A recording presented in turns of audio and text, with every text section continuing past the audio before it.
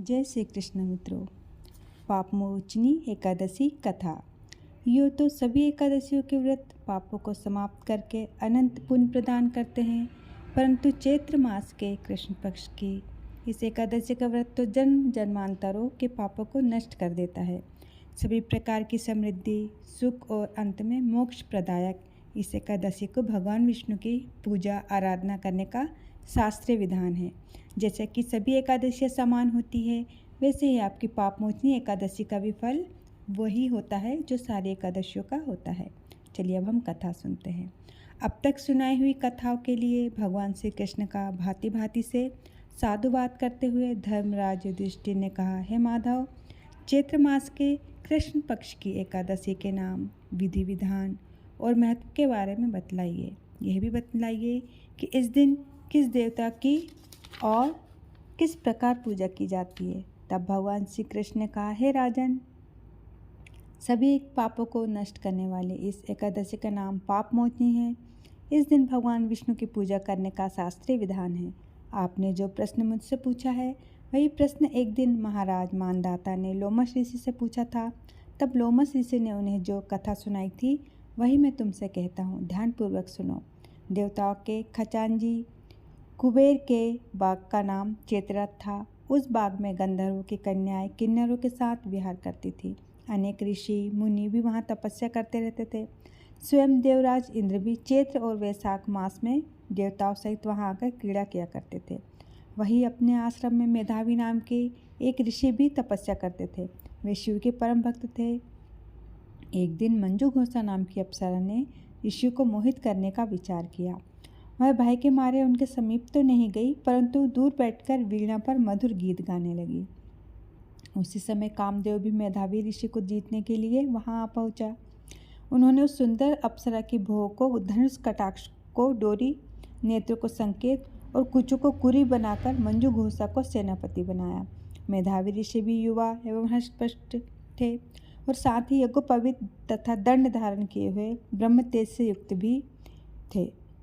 मंजू घोषा ऐसे सुंदर ऋषि को देखकर उनकी सुंदरता पर मुग्ध हो गई और अपने गीत, चूड़ियों और नुपुरों की झंकार तथा नृत्य और हाव भाव दिखाकर मुनि को रिझाने लगी।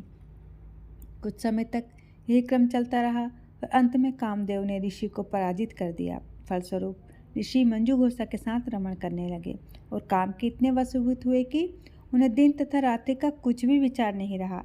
इस प्रकार बहुत दिन बीतने पर एक दिन मंजू घोषा बोली, हे मुनि, मुझे बहुत समय हो गया है, अब स्वर्ग जाने की आज्ञा दीजिए। तब मुनि बोले, आज इसी संध्या को आई हो, प्रातःकाल होने तक चली जाना। मुनि के ये वचन सुनकर अप्सरा कुछ समय तक और रुकी रही। कुछ दिन बाद उसने पुनः मुनि से विदा मांगी तो मुनि कहने लगे कि अभी तो आधी रात भी नहीं हुई है, कुछ समय और ठहरो।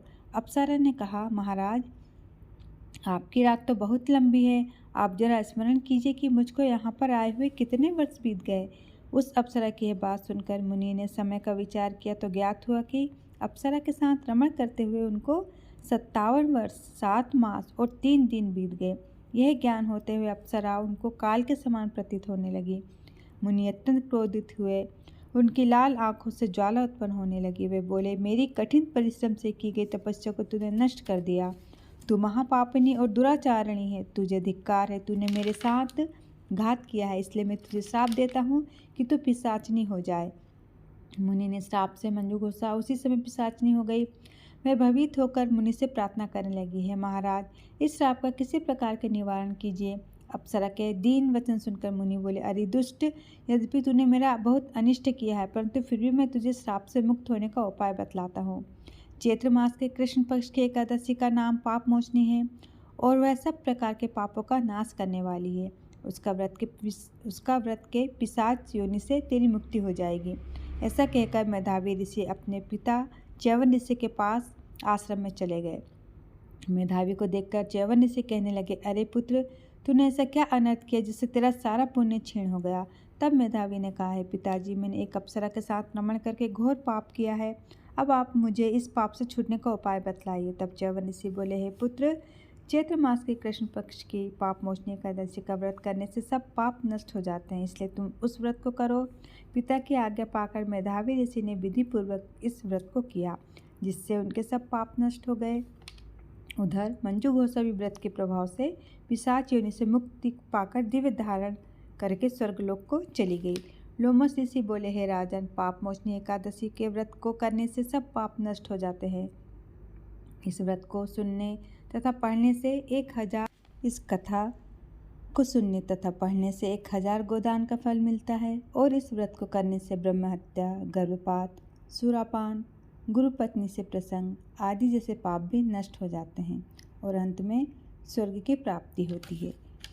इस प्रकार हमारी पाप मोचनी एकादशी की कथा समाप्त होती है। बोली पाप मोचनी एकादशी माता की जय। विष्णु भगवान की